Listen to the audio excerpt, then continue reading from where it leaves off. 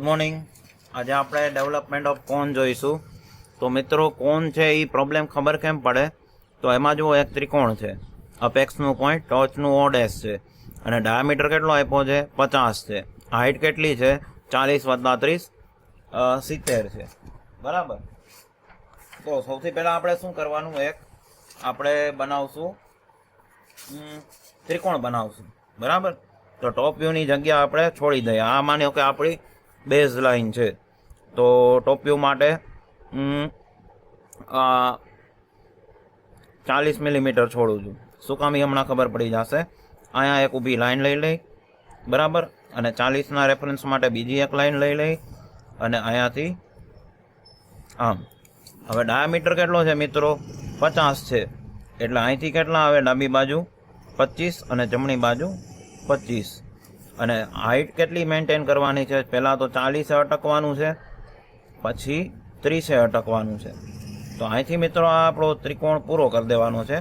તો એકવાર 25નું marking confirm કરીએ. આ છે એટલે અહીંયા શું થઈ જશે મિત્રો? એક ત્રિકોણ પૂરો થઈ જશે. જુઓ, બરાબર. અને આ આપણો ત્રિકોણ થઈ ગયો. હવે ટોપ વ્યૂ માટે શું કરશું? તો ટોપ વ્યૂ માટે આખું સર્કલ બનાવવાની જરૂર નથી. આપણે અડધા સર્કલમાંથી પણ કામ થઈ જશે. તો એકવાર કન્ફર્મ કરી લઈ બે બાજુ બરાબર આવતું હોય તો સર્કલ દોરી નાખવું. સેન્ટર હલે નહીં એની કાળજી રાખવી. બરાબર.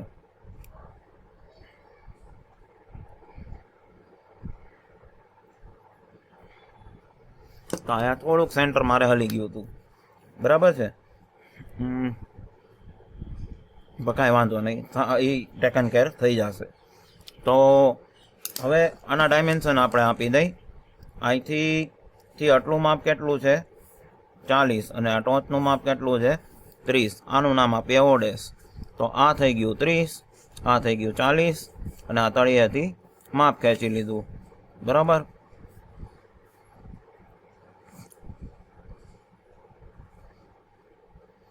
પછી પ્રોબ્લેમમાં જોવાનું કે શું કટ કરેલું આપ્યું છે. તો અહીંયા જુઓ, એક રેડિયસ 25 છે. તો રેડિયસ 25 આપણે સ્કેચ પેનથી દોરીએ એટલે ઘાટું ખબર પડે. બરાબર. તો એના માટે બ્લેક સ્કેચ પેન હું લઈ લઈએ. હા,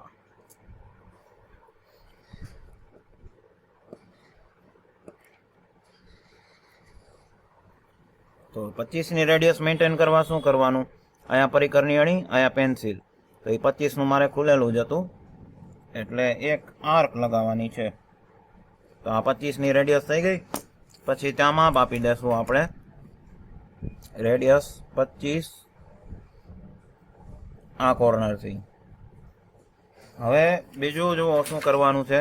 અહીંયા 45નો એંગલ છે, અને આ રાઈટ સાઈડ ઢાળીઓ ચડે છે. તો એના માટે સેટ સ્ક્વેરનો ઉપયોગ કરો તો તમારે ઇઝીલી 45 ડિગ્રીનો એંગલ મપાઈ જશે. બરાબર. તો 45 છે કઈ બાજુ? એક મેથડ છે તમારી, અહીંયા કોણમાં પગ રાખો આમ. બરાબર. એક મેથડ આ છે. અને અહીંયા 45નું માર્કિંગ જોઈ લ્યો. આ 50-40 વચ્ચે આવે. અને બીજી મેથડ ઇઝી મેથડ છે. અહીંયા બેઝ આગળ રોલર સ્કેલ રાખી અને સેટ સ્ક્વેરને આ રીતે સેટ કરી. બરાબર. માત્ર એક લાઈન તમારે ડ્રો કરવાની છે. જો આ થઈ ગયું 45નો ખૂણો.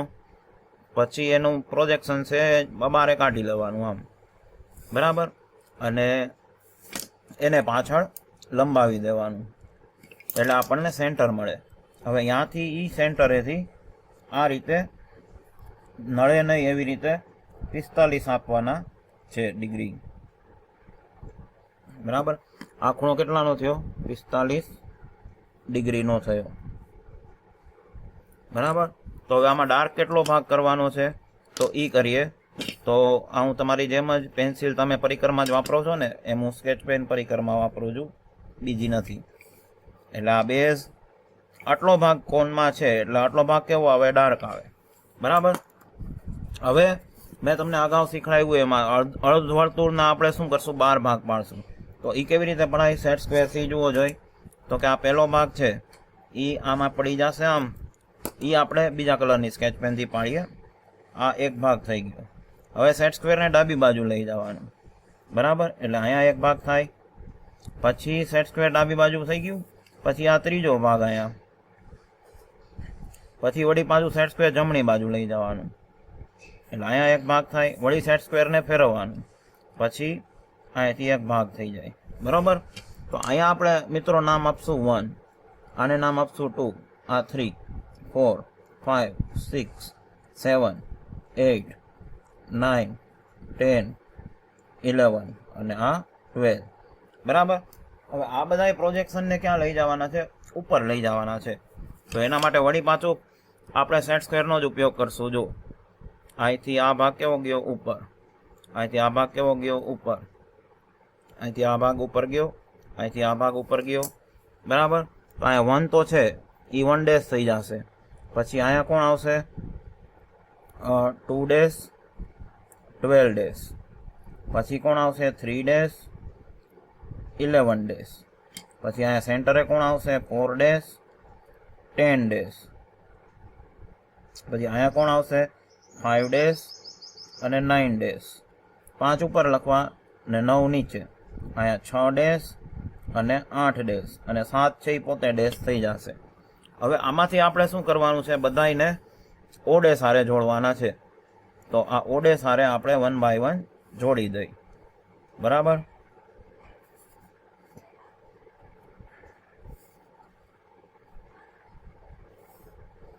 આ બધા પોઈન્ટ છોડી દીધા. હવે મિત્રો તમારે આમાં બ્લેક કલરની સ્કેચ પેન છે એ જ આપણે શું કરવાનું છે? ડાર્ક કરવાનું છે. તો ડેવલપમેન્ટ માટે તમને સબટેન્ડેડ એંગલનું સૂત્ર આવડવું જોઈએ. તો સબટેન્ડેડ એંગલ થીટા શું થાય?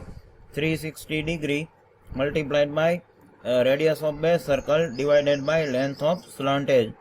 આ મિત્રો સીટમાંય લખવાનું અને કોઈ પણ જીટીયુની પરીક્ષાઓ મિડ સેમ કે મિડ 1 હોય 2 હોય બધામાં લખવાનું. તો આપણે જાણીએ છીએ કે અહીંયા ડાયામીટર કેટલાનો છે? તો આપણે અહીંયા ડાયામીટરનું માપ આપી દઈએ, બરાબર. આ ડાયામીટર કેટલો આપણને આપ્યો હતો? તો કે ડાયામીટર 50, બરાબર છે. તો ડાયામીટર 50 હોય તો સ્મોલ આર રેડિયસ કેટલી થાય? 25ની થાય ને. તો અહીંયા જુઓ આ 25. હવે અહીંથી સ્લન્ટ એજ એટલે આ O ડેશ 7 ડેશ માપવાનું છે. તો એ 75 જ આવશે, બરાબર. 1-2 mm આગું પાછું હોય તો એ 75 જ લેવાના, બરાબર. એ ડ્રાફ્ટિંગની એરર હોય તો જ ન આવે. આને તમે કેલ્ક્યુલેટરમાં સોલ્વ કરો એટલે સબટેન્ડેડ એંગલ 120 ડિગ્રીનો મળે, બરાબર. હવે આપણે વર્ક જે છે એ લાઇટ જ કરવાનું છે. એટલે સ્કેચ પેનનો કલર હું બદલું છું. બ્લેક પેનથી જે આ કરશું ને એ ડાર્ક આવશે. તો સબટેન્ડેડ એંગલ કેટલો છે? 120 ડિગ્રીનો છે. તો પહેલાં આપણે O ડેશથી 7 ડેશ રેડિયસ લઈ એટલે પેન્સિલ રાખવાની 7 ડેશે અને પરિકરની અણી O ડેશે રાખીને એક આ લાંબી આર્ક લઈ લેવાની, બીજાની સીટમાં ન જાય એનું ધ્યાન રાખવાનું, બરાબર. તો હવે અહીંયા આપણે O ડેશ આગળ કોણમાપક રાખશું અને O ડેશ 7 ડેશ એટલે સ્લન્ટ એજ ઉપર 0 રાખશું અને અહીંયાથી માપશું 100. જો અહીંથી માપવાનું 0, 10, 20, 30, 40, 90, 110, 120. તો હવે આપણે ભેગા ભેગું બીજું કામ એ કરી લેવાનું કે ભાઈ આ સર્કલના કેટલા ભાગ પડ્યા? 12. તો ખૂણાના કેટલા ભાગ પડે? 12. તો આપણી પાસે ખૂણો કેટલા ડિગ્રીનો છે? 120. તો 120 ભાગ્યા 12 કરો તો શું જવાબ આવે? 10. એટલે એક ભાગ તમારો કેટલાનો થાય? 10 ડિગ્રીનો. એટલે દરેક 10 ડિગ્રીએ એક ટપકું કરી આવવાનું, બરાબર. અને કોણમાપક બરોબર જકડીને રાખવાનું, નહીં તો હલી જશે તો ખૂણો વિખાઈ જશે, બરાબર. એટલે 90 એ કર્યું, પછી 100 એ કરો, 110 એ કરો, બધે એક 10-10 ડિગ્રીના માર્કિંગ કરતા જાઓ. આ બધું વર્ક આછું જ કરવાનું છે. હું જ્યાં બ્લેક પેન વાપરું ને એ જ ઘાટું આવશે. હવે આ બધાને શેનાથી જોડી દેવાના? O ડેશની સાથે. જો અહીંયા આપણે O ડેશની સાથે.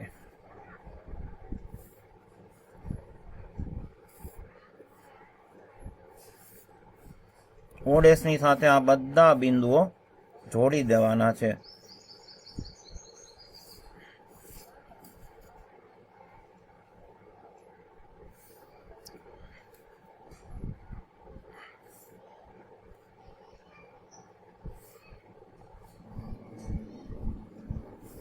બરાબર. આપણે આ બધા પોઈન્ટ જોડી દીધા. અહીંયા ખૂણો છે એ તમારો દેખાતો આવશે, બરાબર.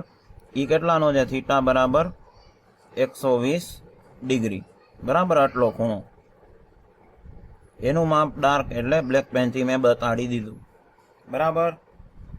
હવે નામ નિદર્શન કરવાનું છે. તો નામ નિદર્શન માટે આપણે એવો કલર પસંદ કરી કે જે લાઇટ હોય, પણ લાઇટ તમને દેખાતો નથી, તો એ ડાર્કથી જ દબાડવો પડશે મારે.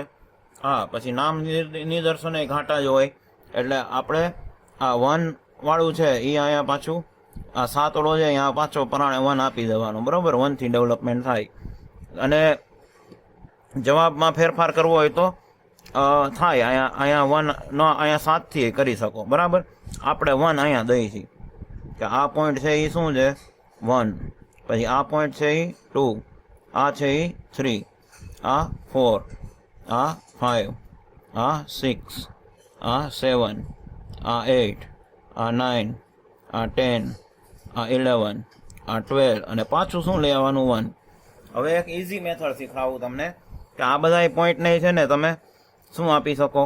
1 આપી શકો. 1 ની લાઇનમાં 1, પછી 2 ની લાઇનમાં 2, 3 ની લાઇનમાં 3, 4 ની લાઇનમાં 4, 5 ની લાઇનમાં 5, 6 ની લાઇનમાં 6, અને સૌથી ઉપલો પોઈન્ટ 7. પછી 6 આરે કોણ આવે? 8. પછી 4 આરે 9, 3 આરે 10.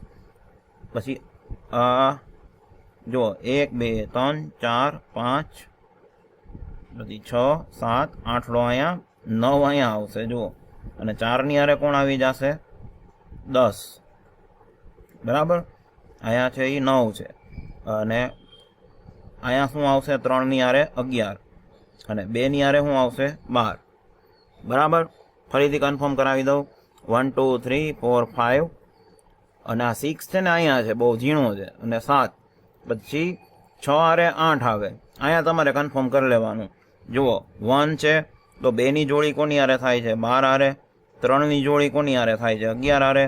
4 ની જોડી કોની આરે થાય છે? 10 આરે. 5 ની જોડી કોની આરે થાય છે? 9 આરે. 6 ની જોડી કોની આરે થાય છે? 8 આરે.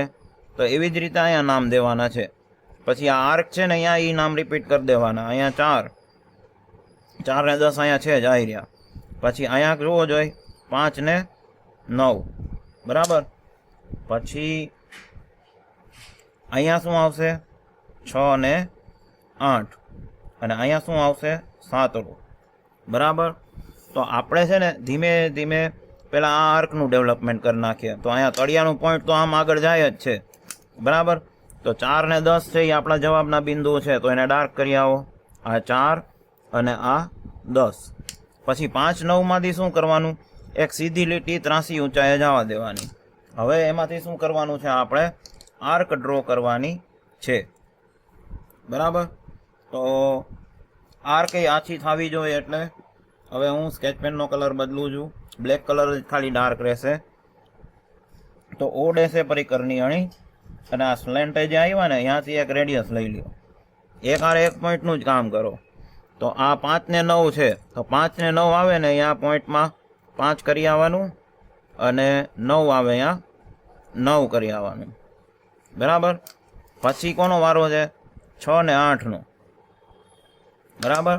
તો 6 8 માંથી સીધી લાઈન ખેંચી અને એક રેડિયસ ધીમે ધીમે જુઓ. સ્કેચ પેનની થિકનેસ જાડી હોય એટલે જુઓ મારે આવું થઈ ગયું, પણ તમારે એક્ઝેક્ટ આવશે. આ સહેજ ઉપર છે 6 ને 8, તો અહીંયા શું આવે? 6 આવે, અને આ ઉપલા પોઈન્ટમાં શું આવે? 8 આવે. પછી 7 તો 83 ઊંચાઈ ઉપર જ છે, એટલે એને બિંદાસ લઈ લ્યો આમ. હવે ઈ લાઈનમાં ક્યાં ટપકું કરવાનું? 7, બરાબર. હવે આપણે આ 7 નંબર છે, આ 7 નંબર તો આવી ગયો. હવે જવાબનો બિંદુ શરૂ ક્યાંથી થતો? તો 4 થી. તો 4 થી ક્યાં જવાનું? 5 જવાનું. 5 થી ક્યાં જવાનું? 6. 6 થી ક્યાં જવાનું? 7. 7 થી 8. 8 થી 9, અને 9 થી 10. આ બ્લેક કલરથી ઘાટું આવ્યું, એટલે આર્કનું ડેવલપમેન્ટ થઈ ગયું, બરાબર. હવે આ 1 નો વારો છે, તો 1 માંથી આપણે પ્રોજેક્શન ક્યાં જવા દેશું? સિદ્ધાંતમાં જ્યાં પ્રામાણિકતાથી આવતું હોય ત્યાં જ. તો આ 7 થી થોડુંક ઉપર આવશે, બરાબર. હવે મારે સ્કેચ પેન છે એટલે થિકનેસને લીધે પ્રોબ્લેમ થાય છે, એટલે હવે આ 7નું પ્રોજેક્શન, બરાબર. હવે એમાં એકડો જ્યાં આવતો હોય ને ત્યાં આપણે આ 1 નંબર છે એટલે આ આપણો પોઈન્ટ થયો 1, બરાબર. અને છેલ્લે 1. પછી આવશે 2 ને કોની જોડી છે? 12ની જોડી છે, બરાબર. તો એને જમણે લઈ જાઓ. પછી 3 ને 11ની જોડી છે, એને લઈ જાઓ આમ. પછી 4 ને 10ની જોડી છે, એને લઈ જાઓ. પછી 6 ને 4 5 ને કેની જોડી છે? 9ની, એને લઈ જાઓ. અને 6 ને 8ની જોડી. આ બધાયના આર્ક બનશે. તો હવે મારે ફરજિયાત સ્કેચ પેન કાઢી અને પતલી આ પોઈન્ટવાળી પેન લેવી પડે એમ છે, બરાબર. નહીંતર મારે સ્કેચ પેનમાં બધી આર્ક ભેગી થઈ જશે. તો હવે 1 ડેશનું કામ તો થઈ ગયું. હવે 2 આરે કોની જોડી છે? 12ની છે. તો 2 માંથી જે પ્રોજેક્શન ગયું ને આ સ્લન્ટ એજ ઉપર, ત્યાંથી એક આર્ક લગાડવાની છે, બરાબર. તો હવે જ્યાં પણ 2 આવે ત્યાં મારે શું કરવું પડે? 2 લખવો પડે. આ 2, તો 2ની જોડી કોના આરે છે? 12 આરે, એટલે અહીંયા 12 આવશે. પછી વાળી ઓડેસથી પરિકરની અણી અને આ 3નું જે પ્રોજેક્શન હતું ત્યાંથી એક આર્ક. તો 2 પછી અહીંયા પોઈન્ટ આવે એ ક્યુ હોય? 3 હોય. અને અહીંયા આવે એ ક્યુ હોય? 11 હોય. પછી આ 3નું થયું. પછી 4નું પ્રોજેક્શન લઈ જાવ આમ. તો 3 પછી આ લાઈનમાં શું આવે? 4. અને 4નું જોડી કોની આરે છે? અહીંયા 10 આરે આવે. પછી ઓડેસથી 5નું પ્રોજેક્શન છે એ લઈ જાઓ આમ. તો અહીંયા પોઈન્ટ મળ્યું એ શું આવે? 5. અને 5ની જોડી કોની આરે છે? કોની આરે છે? 9 આરે, એટલે અહીંયા શું આવે? 9. પછી આવે બારીક વર્ક છે 6નું. તો આ 6ની આર્ક 6 આરે કોણ છે? જુઓ જોઈ, 8 છે. એટલે અહીંયા શું આવે? 6 આવે. અને એની અહીંયા શું આવે? 8 આવે. પછી એકલો સાતળો રહ્યો, તો ત્યાંથી એક પ્રોજેક્શન આપણે લઈ જવાનું છે 7નું. બહુ બારીક પ્રોજેક્શન છે એટલે અહીંયા આવશે એ 7 આવશે, બરાબર. તો જુઓ આ બારીક પોઈન્ટ તમને વિડીયોમાં થઈ ગયા હશે. હવે આનું 2:1 સ્કેલમાં થાય એવું નથી, કારણ કે કેમેરાની રેન્જની બહાર જાય છે. એટલે અહીંયા જુઓ 1, આપણે 1 ક્યાં આવશે? અહીંયા 1 2 3 1 અહીંયા છે, જુઓ આ 1 છે. પછી 2, પછી 3, 3 થી 4, 4 થી 5, 5 થી 6, 7 8 9 10 11 12 અને 1, બરાબર. એટલે ઉપરનું ડેવલપમેન્ટ આ. પછી આટલું ડાર્ક કરવાનું, જુઓ આ. પછી અહીંથી આટલું ડાર્ક. પછી રેડિયસના ભાગમાં કોને ડાર્ક કરવાનું? જવાબમાં એ તમને બતાડી દઉં એટલે પ્રોબ્લેમ પૂરો થાય.